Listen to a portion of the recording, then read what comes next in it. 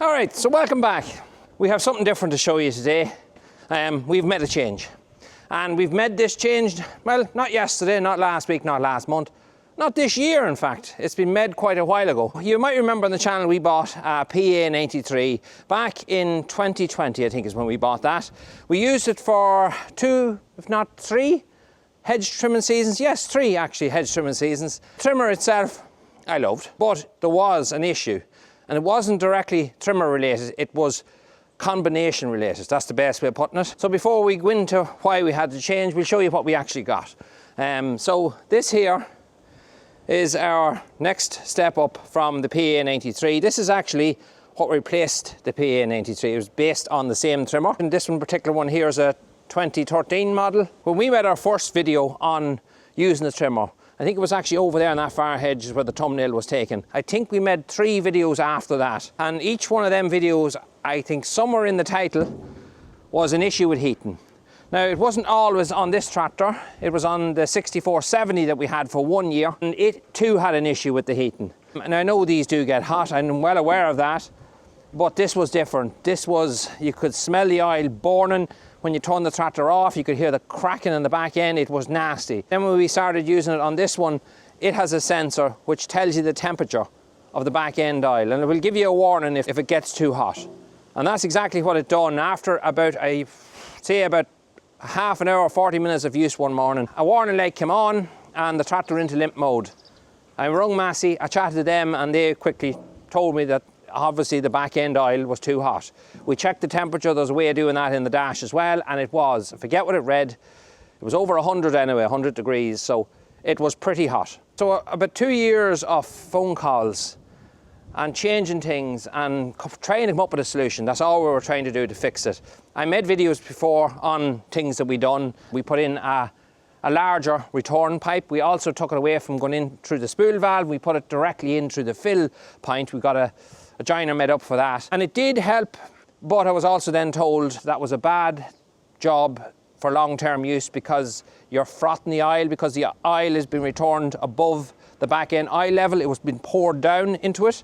It wasn't a solution, wasn't a long-term solution for our problem, and it was still overheating. We thought about the option even of changing the pump that was on our PA 93. This is a cast iron pump, just like what was on the other trimmer, although this one has what you call a piggyback pump, which will control the arm as well as the rotor on the head. Now, we thought we could put one of these on our other trimmer to make it from semi-independent to fully independent. Some pumps, you could do that. It'd cost a lot of money to do so, but it would solve the problem. But on ours, the pump hadn't got that adaptation. That was another no-go, so that door was also closed. We could change the entire pump and get a pump of one of these if you ever managed to find one second hand. Cost you a colossal amount of money to do that, and again, it just was a closed door. It wasn't really an option. When I went to a local Massey dealership, I explained it to them what was going on, and he took me in and showed me a tractor that was only 8 months old in the workshop where they were replacing the hydraulic pump on it due to the same sort of trimmer. I don't think it was exactly the same model, but it was a semi-independent older trimmer, and that was the cause of it. So yeah, so I wasn't the only one getting caught out, and thankfully there was no harm done to the tractor. And by the way, that's what the main cause is. Just a high flow tractor. This one here is 110 litres a minute. I don't know what the 6470 was, about 90. Funny enough, the 54 at home isn't far of that either. So it would have had trouble too. We thought maybe if we adjusted them and reduced the flow coming out. And by the way, we got a friend of mine who works in Massey, came out with a gauge that he hooked up onto the spool valve, and he was able to set it exactly what, I think it was 50 or 60 litres a minute. It did slow down the back arm, but I didn't mind that as long as it worked. But unfortunately, it didn't solve the problem. She still kept heating up. So just before Christmas 22, I was up in a dealership where I bought this. I was just actually getting flails for the other hedge trimmer. I think that's why I was up. Walked down the yard and I seen this trimmer. Didn't think much of it. It was only a tyre kicker. I wasn't looking to change my trimmer. We were already still in discussions about trying to fix the other one. I think that's when we were chatting about actually changing the pump. I seen this one, I did ask a price on it, and then I forgot all about it. But I was back probably around April 2023, and it was still in the yard. Aaron's the man I dealt with, he knows who he is himself. He came out, it was him I was talking to on the first one, and he helped me an awful lot, fair play to him, trying to find a solution with the other one. But we got chatting, and And I knew roughly what I wanted to get from my own, and that's what I got. And the deal was done. I bought this in May of 2023, so I have it nearly a year and a half now. My first year wasn't great with it because it never quit raining and we couldn't get into our fields to get our hedges trimmed. We got very little done with it. I just done all the road work and I helped another fella who had about double the road work I had and done his for him as well. And I don't film on the road because you have to keep your wits about you a wee bit more, and I want to just concentrate on using it and get used to using it. But a few people did spot it in the backyard last year as we were doing bits and pieces around it. So differences compared to the other one, it rotates the whole way around, so it slews the whole way around behind. The other one was fixed. If you're going along the road, you'd have to tuck it in behind the side of the wheel. But when you go to take it off, that was the main disadvantage. A wee bit awkward to take the other one off. It's spent quite a bit of time trying to just get it propped right. I used to put pallets and stuff on there to raise it up, and it took a bit of time, whereas this one you can just hook it off. Give it off in minutes if you get used to it. Just drop the two legs down on either side there on a kind of a slide here. Pull the pin out, drop the arm down, same on the far side. Bring the arm right around behind you, just a 3-point linkage to disengage and drive out. Another great thing about it slewing around the back, you can verse into the corner and you can have it straight behind you and just bring it round like that. And I found that very handy because there was a few corners that were starting to grow this last while because we couldn't get in with the last trimmer. Just awkward the way they were, and this I was able to get right into the corner. 55 horsepower cast iron pump, cast iron gearbox, 5.4 metre reach. I think the other one was the same, if I remember right. Beforehand, we had a cable control system. We had 3 cables running to the back. We used to take off the passenger seat, well, not the entire passenger seat, but this piece here used to come off, and I used to use the bolts for that to fix a bracket that I made that would hold it just out here so I could slide it into it. Everything now is controlled by this little joystick here, pretty much. So you have your up, you have your down, you have your slew out, slew in, and then when you rotate it, like this here, you're able to move the head up and down like that. So this little guy here brings the arm back and forth behind the tractor and out to the side. You have a cut-off switch here as well, just to cut off the power going to that. We had a wire, or bring a set of wires the whole way from the battery directly in behind the seat of the tractor here. Although it's all fused, I still unplug this every time I'm not using it, just for safety. I suppose another handy little thing is when you're not using it, you just flick it up, and that's it. Drive away. It's not in your way or anything. It's on the armrest. As you can see there, I have a cable tied to the armrest. I got this little metal bracket here with it. It's not for this one, but I modified it to make it work. I am going to put something on this, like a piece of foam or something, and cover it and just make it as wee bit more comfortable. At the minute, I just throw a hooded top over it, and that keeps your arms from rubbing on these cable ties. So we have one cable here still, and I must make some sort of a bracket to hold it in place. But for now, I just fire it up there. But this here controls the direction of the head of the trimmer, what way it spins. Usually upwards will be when you're trimming hedges, and then forward, like a clockwise direction, would be for when you're trimming along grass verges and stuff where you don't really want stones being flung towards the tractor. So that's it, that's our new trimmer. But it wasn't all plain sailing. We had an issue just as we took it out to use it for this year's hedge trimming. I bring the slew motor around, these pipes do bend quite a bit. And this pipe here, I think it was the upper one, no, it was actually this one, burst in 2 places. So now you're going to see the footage of fixing that. This is the trimmer here, and what we're doing at the minute is I'm after stripping this down last night. We have a bad oil leak which started, you can see this pipe here, and there was one above this pipe which bent exactly the same. Anyway, the pipe doesn't have any dry rot or anything on it. I don't know why it burst. It busted in 2 different places. We was using this trimmer back about 2 months ago, just trimming grass verges and underneath fences and stuff like that, and it was working absolutely fine. Then I came back to it, hooked it in, and as soon as I turned on the rotor, it was spraying oil straight out. The biggest thing was trying to get this pipe down to this sleeve here, and this new pipe might be even harder.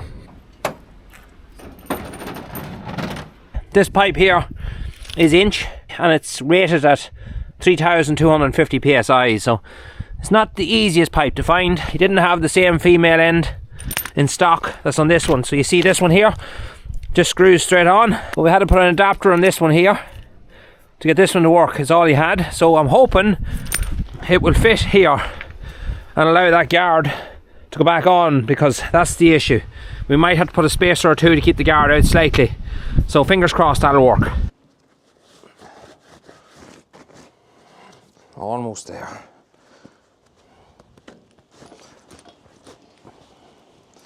Just like putting on a pair of tights. Not that I've ever put on tights before, I don't know why I said that. There we go, now we're out.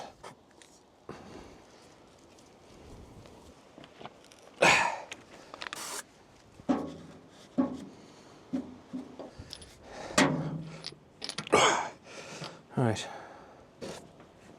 It's not just straight fermented. The other thing I'm looking for here to make sure no pipes is touching. Anything that touches a pipe, even see here? See where this is coming in and it's touching that? All the vibration will be running through this machine when it's going. Any wee rubbing at all of a pipe is what will cause you a bust. But we have it on now. And I also see a couple of grease nipples I missed earlier on. I'll get them too now and I'm under it. But we can put the rest of this back together again. It was cable tied, I had a few cable ties around it, so I'm going to put back the way it was. So, but that is that, that's them on.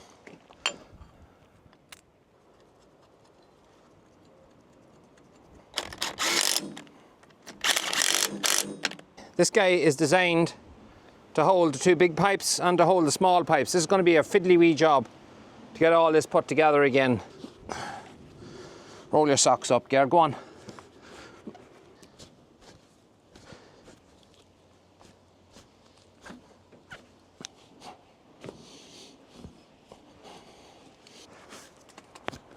Up you go. You go in there.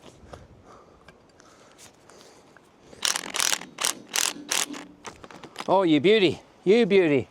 Right, so last but not least, we can throw our cover back on.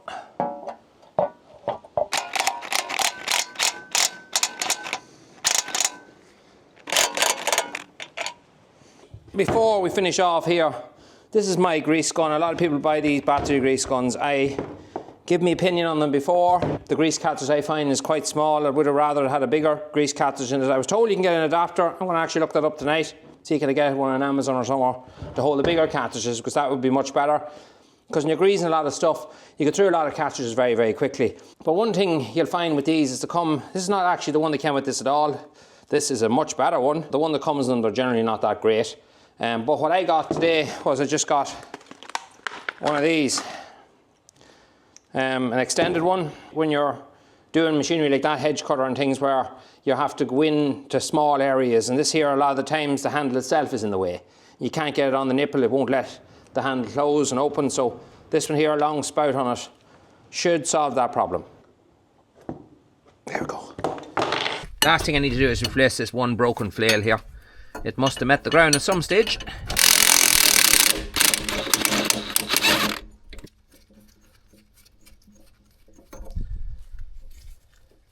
So we're bushing in.